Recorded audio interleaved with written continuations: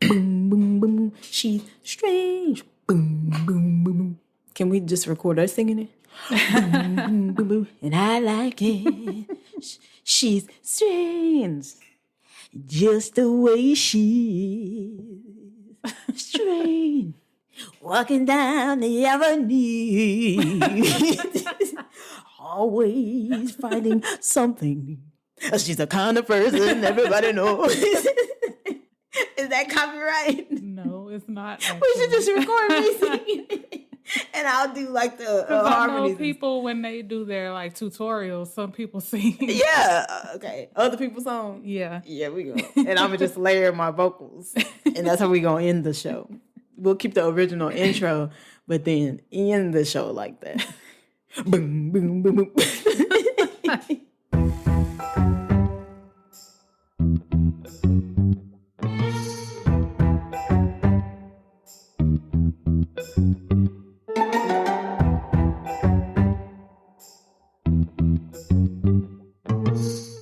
Oh, it started, and I didn't even know. It took it away. It was sick of us. Please, just start. How long have we been trying to do this? This is why it takes you hours. Let's be serious. Okay. Ready, Freddy. That's what my dad says. Ready, Freddy, ready, Freddy. What? It's what he says at the barbecues when he's just drunk. Don't do Kevin like that. You the one said his name.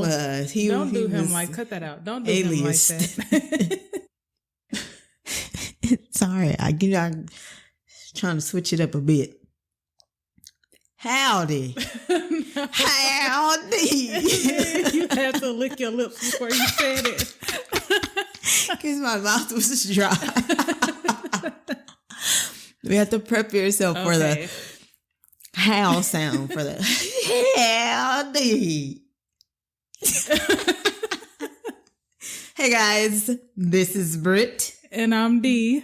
And welcome to another episode of It's a Strange World After All. Extra. Because I'm feeling good. I feel good. I feel like it's been a while. It feels like it's been a while. It's been a week. I mean, it feels like it's been a while. What can I say? Okay. The magic of podcasting. The podcast where we discuss true crime cases, the supernatural, urban legends, conspiracy theories, and all of the things that keep the world strange. You are so extra. You have to jazz it up. You have to switch it up and jazz it up so people are like, oh, I see what. That's hard for me because I'm just one note. But some people, well, not some people, people like one note people. Think That's of all true. the mediocre one note. Are you calling me mediocre? No, I am done. I'm saying I'm done think with of done with this those podcast. Like, what's his name? The Carmichael dude. Oh, I don't know his name. Oh, he's but pretty yeah. one note. Like, he's funny though. He has really dry humor. You just have dry humor. B. Arthur. Maud. And then there's Maud. Okay, I don't. We're not gonna get back into singing. Oh. Oh yeah, because I sung so much last episode. Yes. Okay, I will spare you guys my singing this episode. But let me know, DM if you need more of the vocals. I mean, you don't sound bad. It's just I live with this every day. So on today's episode, we will discuss the mystery of Cindy James. Cindy was allegedly stalked for 7 years. However, the legitimacy of these claims come into question by local authorities. Was Cindy in real danger, or was she suffering from deep mental issues? Cindy James was born in Oliver, Canada in 1944. At the age of 19, she married Dr. Roy Makepeace, who was 18 years older than her. In 1982, she filed for divorce, and 4 months later, strange events would start to happen. Strange events would start to happen. Oh my God. Cindy called her parents and told them she had been receiving harassing phone calls and letters. When the messages turned into threats, she went to the police. That was when the threats escalated. Cindy found 3 dead cats hanging in her garden and her porch lights had been smashed. She tried calling the police, but her phone lines had been cut. Ah! Oh, The phone lines. Her phone lines had been cut. So that means somebody was in her house and they... Oh, wait. No, you cut the phone lines from outside of the house. I'm just thinking of a regular phone with like the phone cord. You're thinking of a phone Yeah. that was like the hamburger phone sitting on the desk, and he walked in the house And cut slowly, cuts the little Ethernet cord. That's what I'm thinking. That's scarier to me. No, he cut the power to the phone, the lines, probably outside of the house is where they're located. Okay. We lit tonight. I'm not stupid, people. I know stuff, but I know stuff. I know stuff. Notes started appearing on her doorstep instead of being mailed. So whoever this was physically going up to her doorstep. Yes, instead of mailing. Yes. It could just be a secret admirer. No, I think no. Okay. No. We'll This is see. a stalker. Safe to say you got a stalker. Yes. Not long after this, the physical attacks started. Cindy's friend, Agnes Woodcock, went to visit her one night, but Cindy didn't answer the door. Agnes walked to the back of the house and found Cindy crouched down like she was trying to hide. She had a nylon stocking tied tightly around her neck. That's intense. That's scary. That is. So did she see somebody and maybe ran? I don't know. Because it said that she was in the back of her house. Oh, you're saying like what prompted her outside. And how did she get the stocking around her neck? Oh. I mean, you can always say that. I mean, she did it herself, but I don't think that's a bit dramatic. Yeah, but if to do it yourself. Yes, but if there was something going on mentally. Oh, yeah. And then, I would believe if someone is stalking her, they attacked her. Mm-hmm.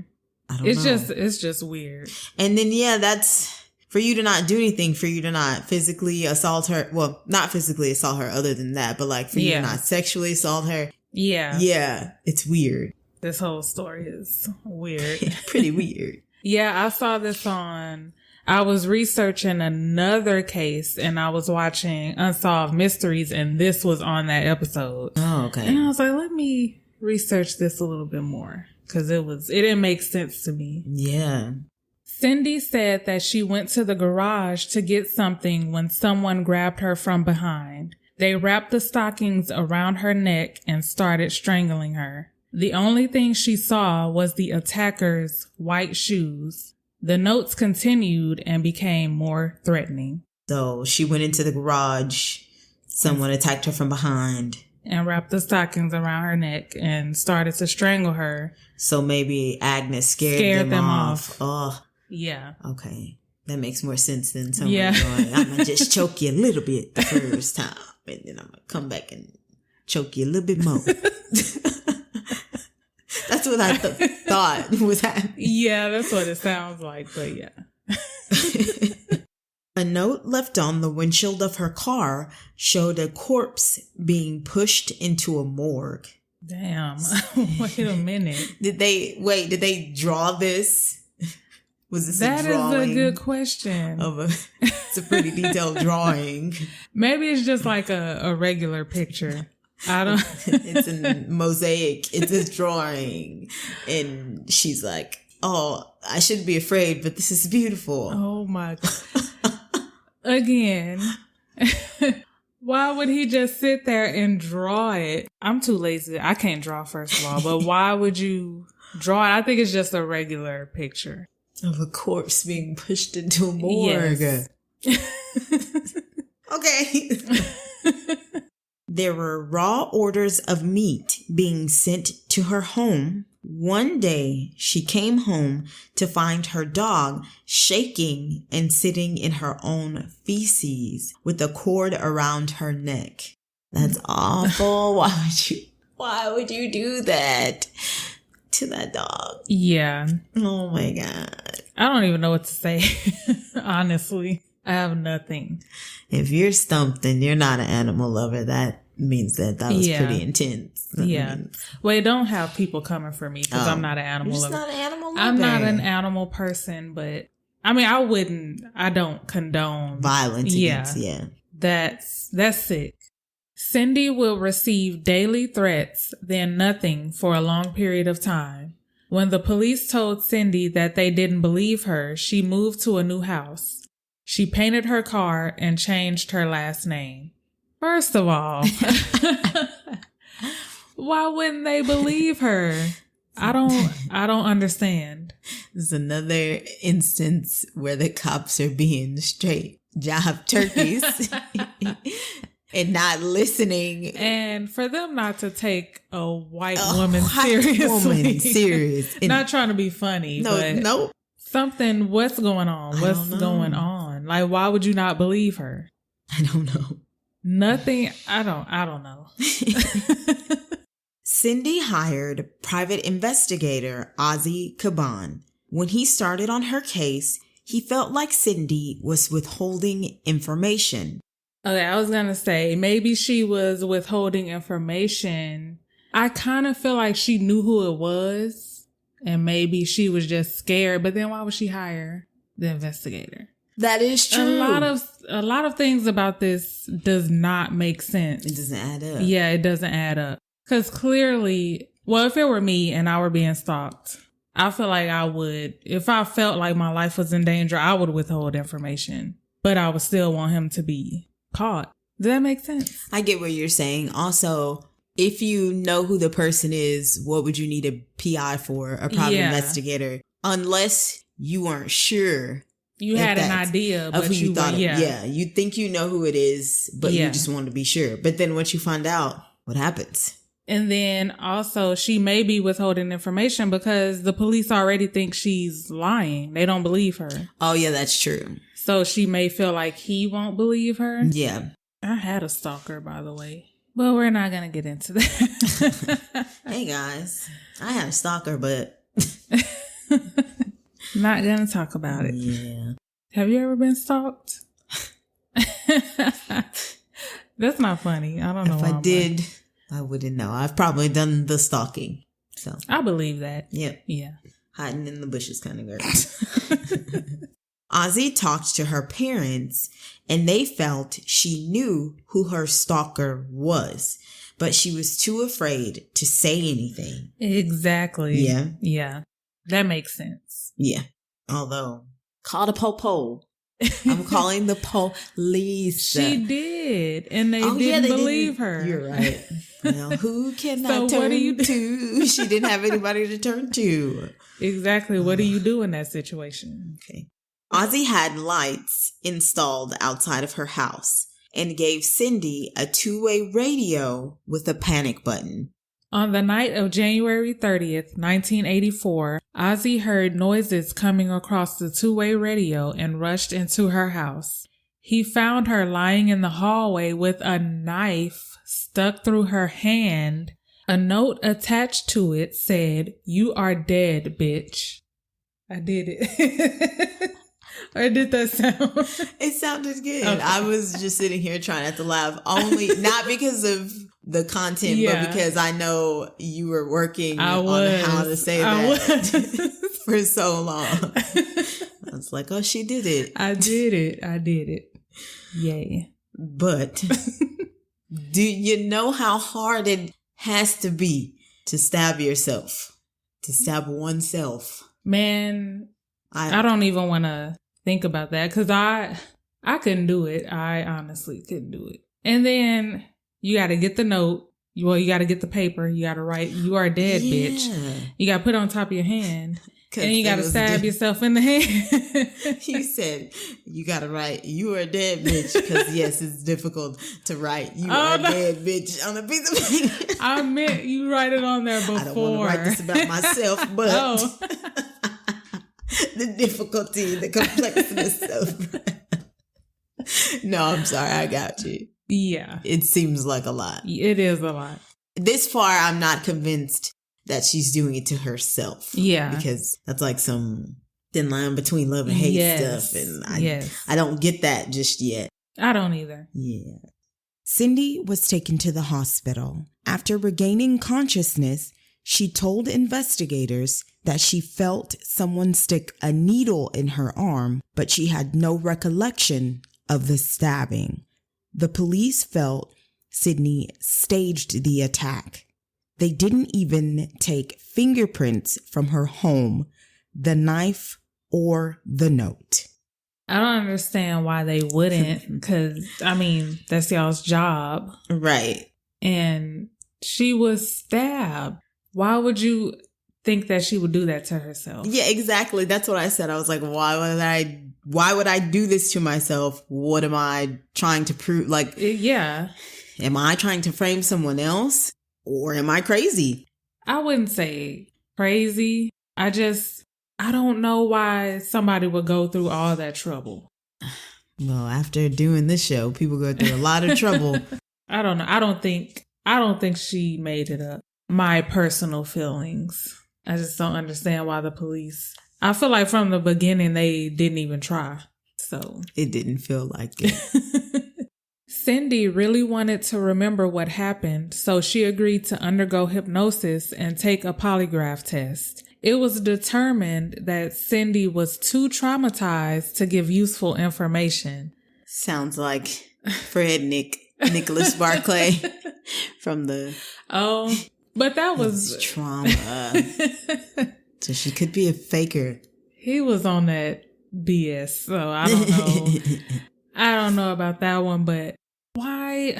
I just don't understand. Your job is to investigate what's going on. If I call the police and I'm like, hey, somebody is stalking me, take it seriously. Yeah.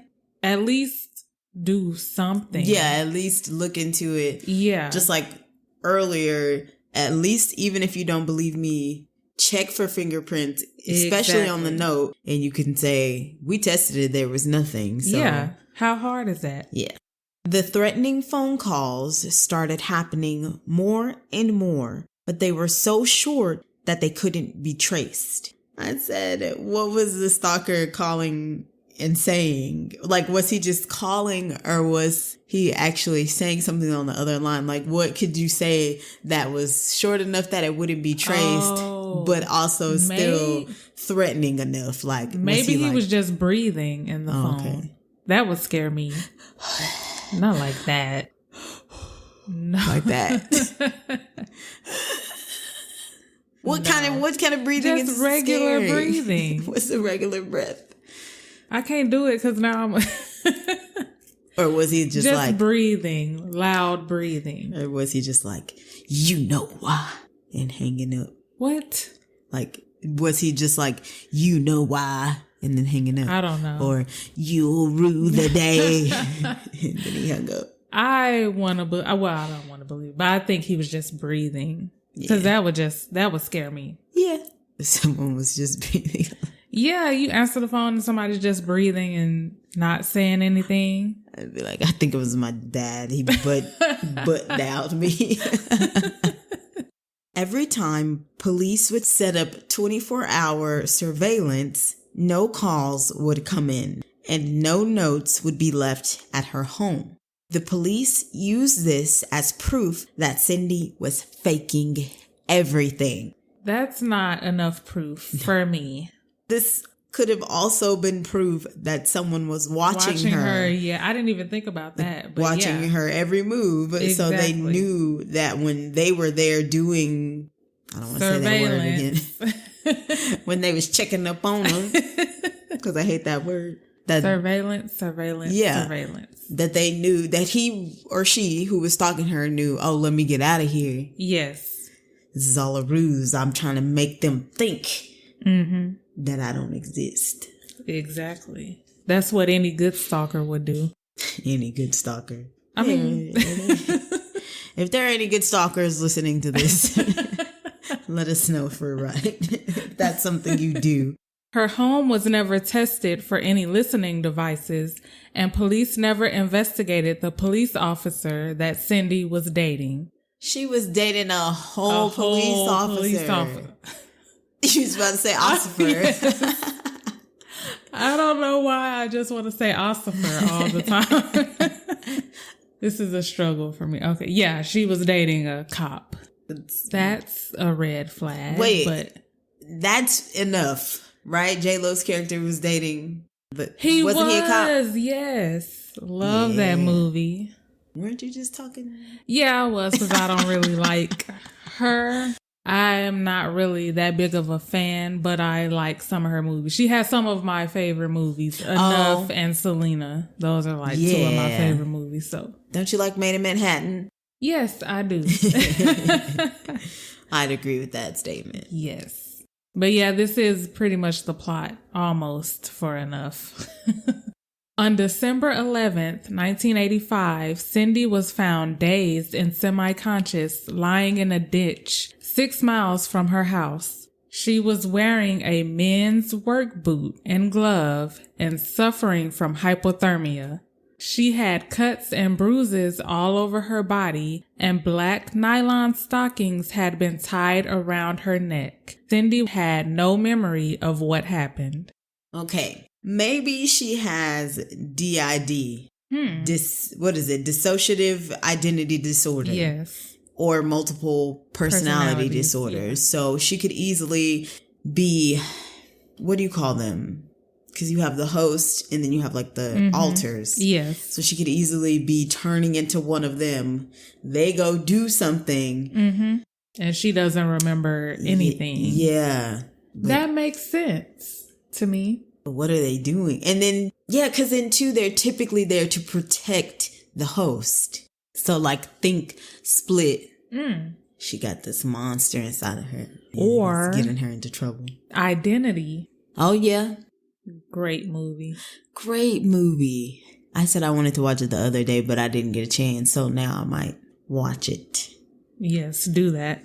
But also amnesia is sometimes a symptom of DID. Yes. Yeah. Or they can have it with amnesia and not remember. Yeah, I can see that. Oh, quick plug. One of the greatest shows, United States of Terror. I've never. So good. It may still be on Netflix. Toni Collette. Love her. Yeah. I thought it was really good. I don't know. I never got around to watching that. It was so good. Her alternates were great. She had one who was a man. His name was Buck, and he was straight.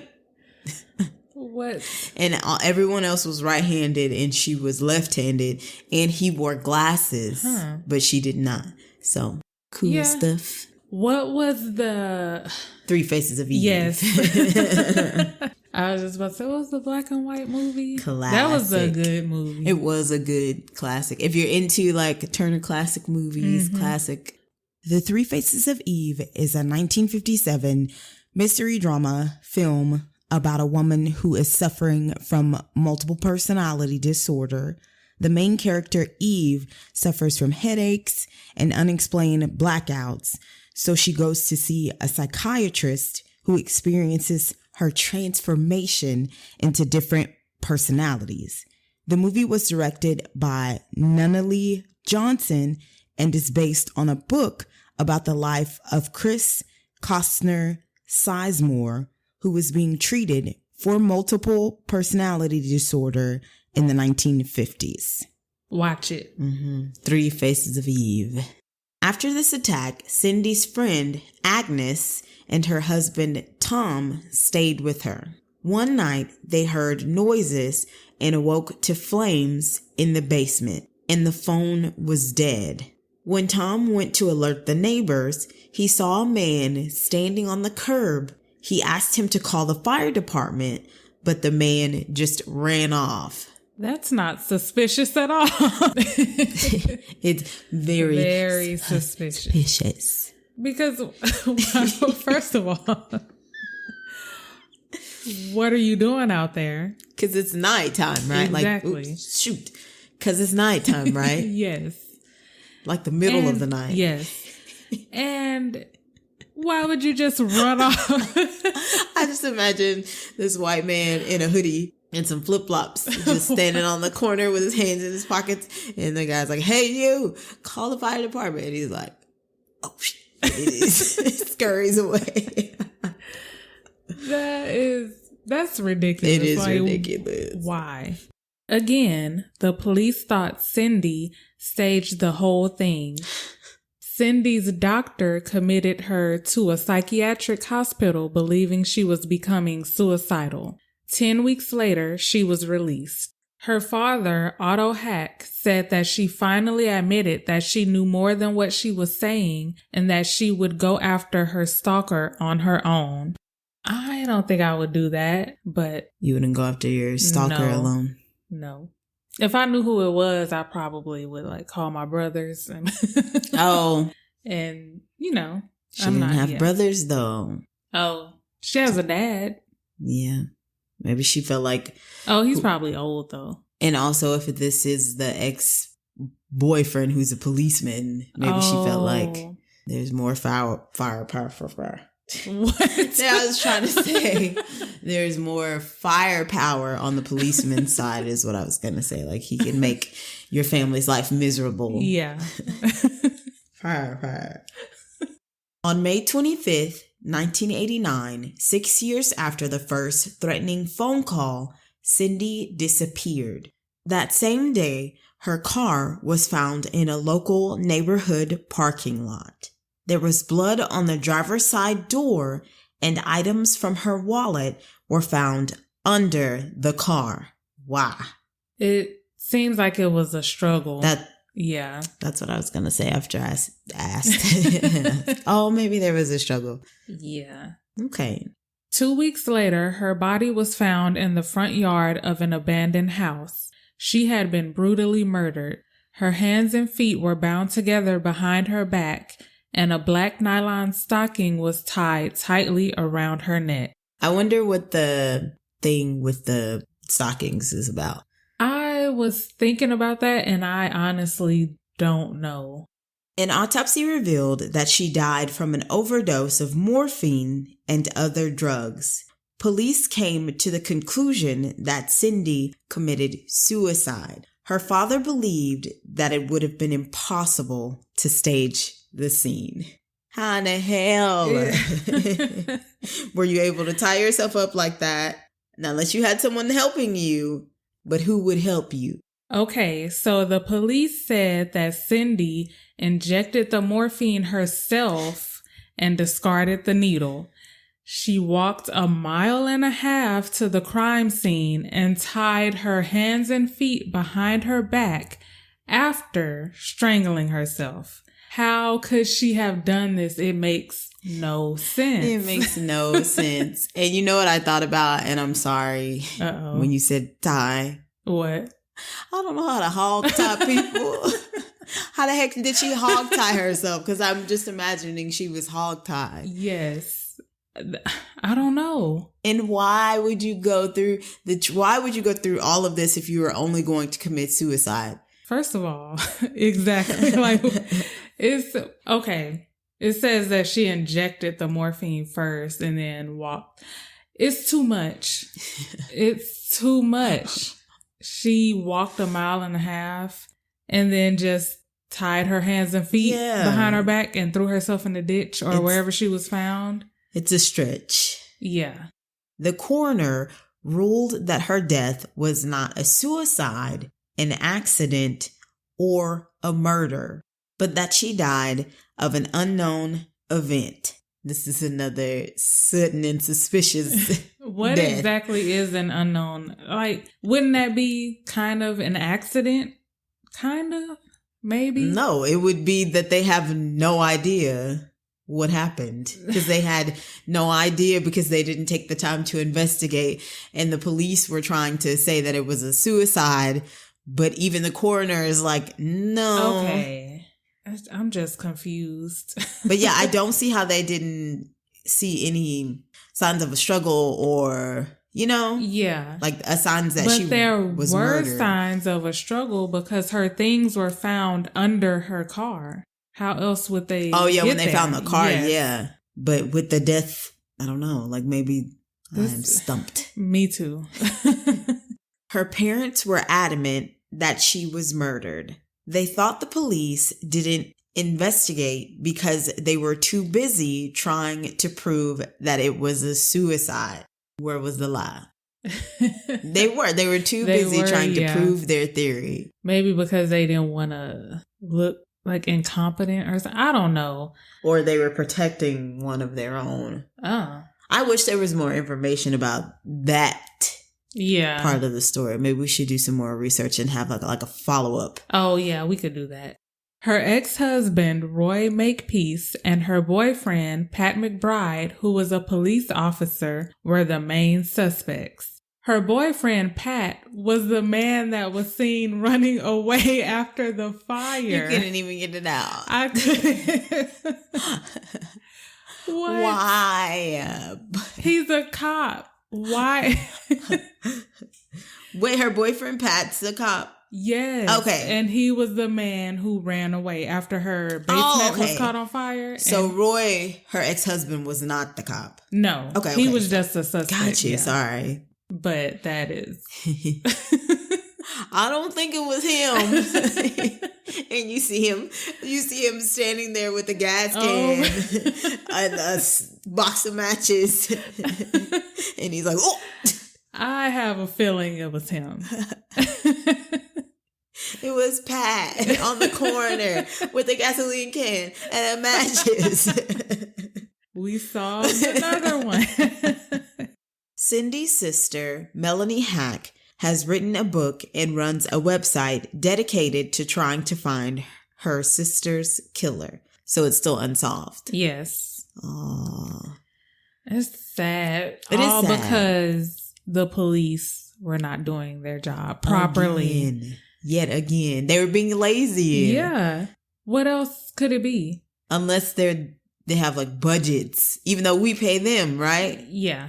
Or we can't afford to do all this. Or it was her boyfriend and they knew and they covered it up because he was a cop. And he was seen at the scene of the crime. Yes. At the crime scene with his gas can. He didn't have a gas can. He didn't. Allegedly, he had a gas He just ran. and a book of matches. And a book that said how to burn homes. It was bad. My gut is telling me it was Pat. Yeah. Allegedly. I don't want to get... Yeah. Well, that is all, That's folks. all. Please follow us on Instagram at It's a Strange World Podcast and on Twitter at Pod Strange World. Yes. We would love to hear from you. Tell us what you think about the episode. What do you think happened to Cindy James? Also, if there is anything you want to hear from us, let us know and we will shout you out. Give us a recommendation, get a shout out. Yes. This has been another episode of It's a Strange World After All. I did that with my eyes closed. I didn't even look at you. That's how simpatico we are now. I have my eyes closed too. Simpatico. See, guys, we did that synchronously. We did a what? Synchronously. Okay. We synchronized. Okay. If that's Word what you want of to the go day. with. Synchronized. Thank you, as always, for keeping it strange with us.